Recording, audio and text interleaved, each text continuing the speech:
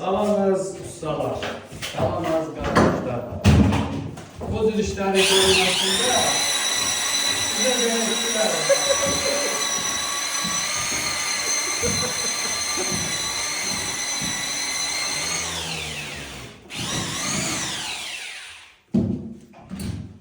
Yüksek keyfiyetli işlerin hazırlanmasında bize müracaat edebilirsiniz. Bu tür alçıpanların vurulmasında, xüsusilə də beləçiyinə köhnə katalog üstündən vurulmasında bize müracaat edebilirsiniz.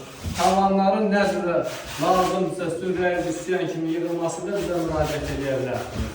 Ondan sonra köhnə divarların düzləşdirilməsində, köhnə divarların mükəmməlləşdirilməsində mükəmməl ustalara müracaat edebilirsiniz. Yüksək səviyyədə işinizi təmin alabilirsiniz.